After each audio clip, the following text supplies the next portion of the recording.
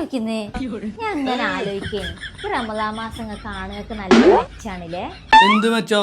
ഇങ്ങക്ക് കിട്ടുന്ന കൂലി തന്നെ റമദാൻ മാസം ആയിട്ട് ഞങ്ങൾക്കും കിട്ടണുള്ളൂ. അതല്ല, നിങ്ങൾ രാവിലെ ഷോപ്പിലേക്ക് പോയാലേ നിങ്ങൾക്ക് അവിടെ ഇങ്ങനെ ഇരുന്നാൽ മതിയല്ലോ. ഞങ്ങൾക്ക് അങ്ങനല്ലോ, ഞങ്ങൾക്ക് വൈകുന്നേരം ആവുമ്പോഴും പണിയെടുക്കണ്ടേ. അപ്പൊ ഈ വെയിലും കൊണ്ട് പാടത്തും പറമ്പത്തും പണിയെടുക്കുന്ന മനുഷ്യന്മാരില്ലേ, അപ്പൊ ഓൽക്ക് റമദാൻ മാസം ഇല്ലേ?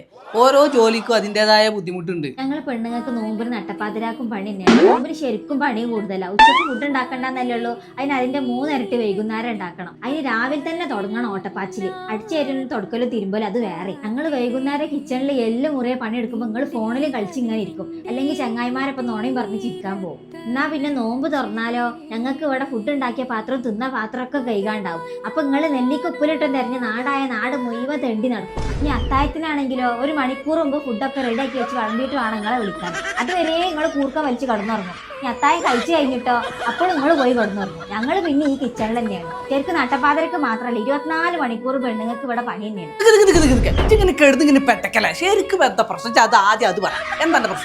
ഇപ്രാവശ്യം ആരും നോമ്പറക്കാൻ വിളിക്കുന്നില്ല. ഞങ്ങൾക്ക് കുറച്ചുകൊണ്ടൊക്കെ നോമ്പറക്കാൻ പോയാലോ. അതാണ് ഇപ്പൊ എന്റെ പ്രശ്നം. അതിനപ്പോ ചിത്ര ഈ കഥാപ്രസംഗം നടത്തിന്. അല്ലെങ്കിൽ നിങ്ങൾ പറയാനുള്ള നേരെ വേണം പറഞ്ഞല്ലേ, വളഞ്ഞല്ലേ മൂക്ക് പിടിച്ചാ അതിന് ബേജാറാണ്ട. നോമ്പെറുക്കാനാണെങ്കിൽ നമുക്ക് ഇന്ന് വൈകുന്നേരം നമ്മുടെ കാടപ്പടി ലാൻഡ്സ്റ്റർക്കാണ് പോവാം. ജിമ്മിന് പോയിട്ടാണല്ലോ നോമ്പറക്കല്. എന്നിട്ട് അവിടെ പോയിക്കാണ്ട് നമ്മൾക്ക് എല്ലാവർക്കും കൂടി വട്ടത്തിൽ ഇരുന്നാണ്ട് ഇരുമ്പും കണ്ട് തിന്നാ. നിങ്ങളോട് സങ്കടം പറഞ്ഞ് ഇന്നെ വേണം തല്ല. ഇതാണ് ഇറ്റിങ്ങളെ പ്രശ്നം. ഇറ്റിങ്ങൾക്ക് പറയാനുള്ളത് മുഴുവൻ ഇറ്റിങ്ങളാണ് പറയും. നമുക്ക് പറയാനുള്ളത് കേൾക്കാൻ ഓൾക്ക് സമയം ഉണ്ടാവില്ല. അപ്പോൾ അതിന് പൊട്ടിത്തെറിച്ച് അങ്ങോട്ട് പോകും.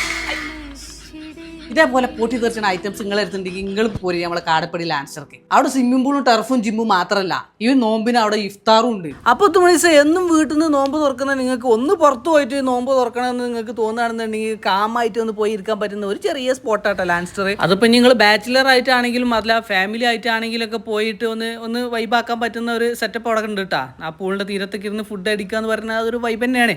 പിന്നെ അവിടെ നല്ലൊരു ഗ്യാതറിംഗ് ഒക്കെ നടത്താൻ പറ്റുന്ന സ്റ്റേജോട് കൂടിയിട്ടുള്ള ഒരു ഗ്രൗണ്ടും ഉണ്ട്. അപ്പം നിങ്ങൾക്ക് ഫാമിലി ആയിട്ട് മൊത്തത്തിൽ അവിടെ ഒരു പരിപാടി നടത്തണമെന്നുണ്ടെങ്കിൽ അതിനും പറ്റിയ സ്പോട്ട്. പിന്നെ ഈ ഇഫ്താർ പാർട്ടി നമ്മളെ ലാൻഡ്സ്റ്ററും സൈറസും കൂടി ചേർന്ന് നടത്തുന്നതായതുകൊണ്ട് ഫുഡും അടിപൊളിയായിരിക്കും. അപ്പം നമുക്ക് 2-3 ടൈപ്പ് കോംബോ ആണ് അവരവിടെ പ്രൊവൈഡ് ചെയ്യുന്നത്.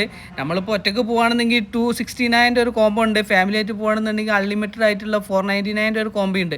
അപ്പം ഞങ്ങൾ ഇന്നലെ സെലക്ട് ചെയ്ത് 499 ഒരു കോംബോ ആണ്. കാരണം അതാവുമ്പോൾ എന്താ വെച്ചാൽ അൺലിമിറ്റഡ് ആണ്, ബഫേ ആണ്, നമുക്ക് ആ പൂളിൻ്റെ തീരത്തിരുന്നാണ് തിന്നാനും പറ്റും. പിന്നെ നൈസ് പത്തിരിയും പൊറാട്ടയും ചിക്കൻ ഫ്രൈയും ചിക്കൻ കുറുമയും മറ്റു കാര്യങ്ങളൊക്കെ ഉണ്ടെങ്കിൽ പോലും തലശ്ശേരി ചിക്കൻ ദം ബിരിയാണി അതൊന്നും പറയാനില്ല, അടിപൊളിയായിരുന്നു കേട്ടോ. അപ്പോൾ ഇതിനെക്കുറിച്ച് കൂടുതൽ അറിയാനും ബുക്കിങ്ങിന് വേണ്ടിയിട്ട് താഴെ കാണുന്ന നമ്പറിൽ വിളിച്ചോളി. 12 മണിക്ക് ശേഷം ബുക്കിംഗ് അവർ സ്വീകരിക്കുന്നതല്ല കേട്ടോ. അപ്പോൾ ടാറ്റാ ബൈ. അടുത്തൊരു കിടിലൻ വീഡിയോസുമായിട്ട് വീണ്ടും കാണാം.